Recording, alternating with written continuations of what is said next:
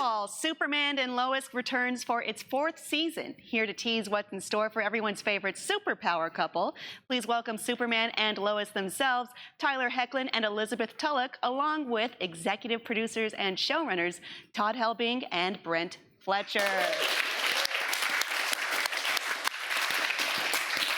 We're really excited about this, so thank you all for coming in to talk to us. You faced Zod, Bizarro, and Manheim. Lex is out of jail, and now we've got a whole new clip of Clark going head-to-head with Doomsday. So who exactly is this season's big bad? Oh my God, we have a few. We have a few this year. Yeah, I can't really narrow it down to one. I mean, yeah, I can. Lex Luthor. There, done. Leave it to Lois, right? Yeah, there's another big bad that's pretty significant in the first episode and thereafter, I would say, as well. I think Doomsday kind of makes that list, yeah. I mean, if you see the clip, which I hope you all have by now, yes.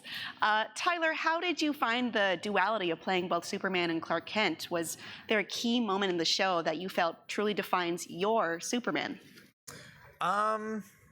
Not necessarily. I think from the beginning, always just having like a very clear take on who I thought the character was and what I thought he represented, and kind of staying committed to that. But I always really tried to play it as they're very much, it's the same person. But I think to that point, I kind of had like 5 different levels of like, okay, how comfortable is he with the people that he's around, knowing that it is Clark. So in that sense, there's times where he's disguising it, but I really didn't want there to be too much of a distinction between, who they were, other than like what they were wearing, and like trying to live in that. So just to have that same person shine through. Yeah, because I think I always said that Superman is what he can do. It's not who he is, at least for me. I think he represents something to people, but at his core, I don't think anything changes for him, regardless of what he's doing and what people are addressing him as. So I always felt like the consistency was something that I tried to keep involved. Were you inspired by Christopher Reeve or others who have taken up the mantle? I'm so glad I was honest about this a long time ago. I've not seen any Superman iterations in the past. And when I got the job, I guess 8 years ago now, I kind of had a decision to make of, do I go back and watch everything that's been done before, or do I just stay completely clear of it and be able to make my own decisions without any pressure of either doing something that someone hasn't done before or feeling like I can't do something that's already been done. So I know how my mind works and I know how I work, and I didn't want to feel like I had any restrictions on what I could and couldn't do. So I did stay away. Now that we've completed our series, I've told them I'm going to go back. I want to watch all the movies, and I can finally watch some of our episodes and see all the great work that everybody's done over the last 4 years. So I'm excited that I can finally do that. Oh, that'll be fun for you. Yeah. Bitsie, Lois has been grappling with her character's cancer diagnosis in the last season. What was it like portraying something so vulnerable for a character who's known for being so strong?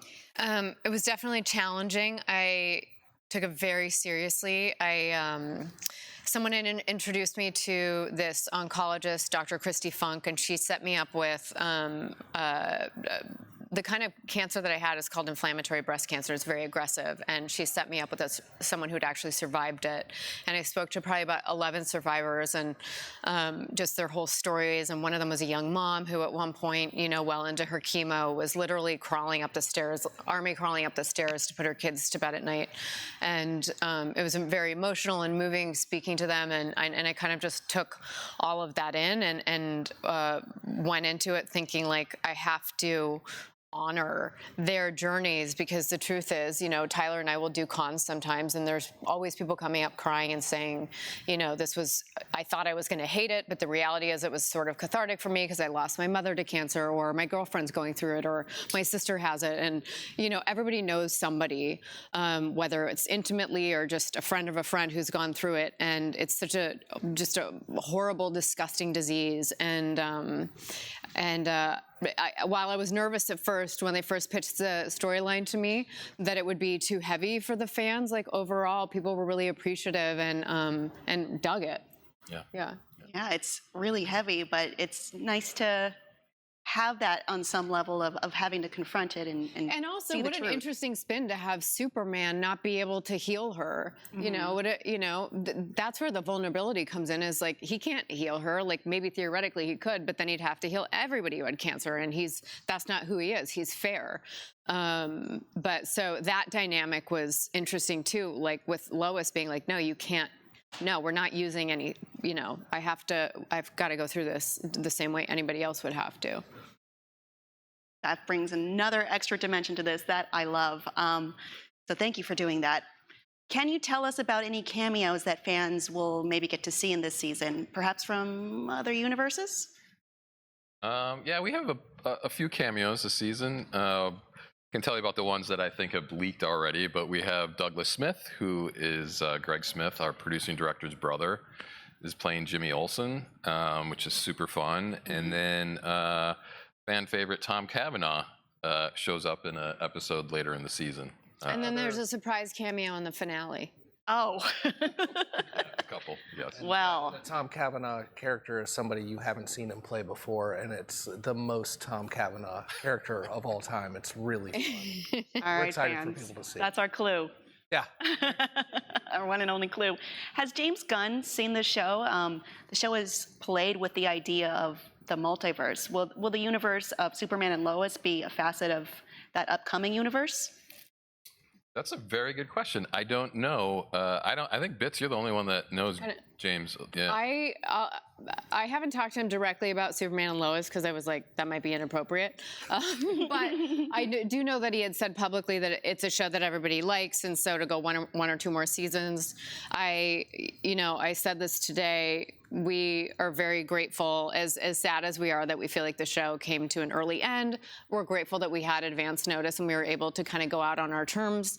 And also just, I sort of know James Gunn and Peter Safran, and they're both brilliant. And I believe really, truly in my heart that James Gunn is such a Superman fan, and everything that they have planned for the DC universe is likely going to be exceptional. I believe it. One last question. What are you all most excited for us to see in this season? Because there's so much, right? I'll say, I think that going into this season, when we got the pickup notice last year, some of the news around everything felt a little negative with, a budget cut and some of the regular cast not coming back as regulars. But I will say such a credit to these guys and the rest of the writers' room for finding a way to take those restrictions and I think use it to their advantage. I think that people are going to be extremely pleasantly surprised that the show will not feel any less. I think it'll feel the same quality, if not a touch above. And I think even with those characters, every time they show up in the season, they get like a real big meal each episode that they're in this year, which is nice. And so I feel like these guys are just such a great job of turning that around and actually using it to our benefit. So I'm excited for people to see that. I think the ending is really touching and moving, and it's beautiful. And I think that's what I'm looking forward to. I mean, it'll be sad because that'll be the final, that's it, you're done. But yeah, the way that these two and the rest of the writers wrapped it up was quite lovely. Yeah, I think there's a couple moments that I really love. One in particular is in an episode we did a moment in the diner, in Vicky Mae's diner from last season, which was really cool. And this season, I think it's a different circumstance, a different scenario, but there's a really cool moment that happens. I can't wait for the fans to see that. Yeah, and kind of echoing all that, I think the totality of everything, I'm excited for them to see, because it really is a season that builds on itself, and it just never lets up. And so there's all these iconic moments. I couldn't pick just one. And then I think the ending pays off everything, and it's about family, and it's about what that means. And so I think we go out with something that the fans will really appreciate. Well, that's great. At the very least, if we must go, sounds like there's not much you can miss this season. So you can catch the season premiere of Superman and Lois October 17th on the CW. But for now, stick around. There's more of IGN's live Comic-Con coverage still to come.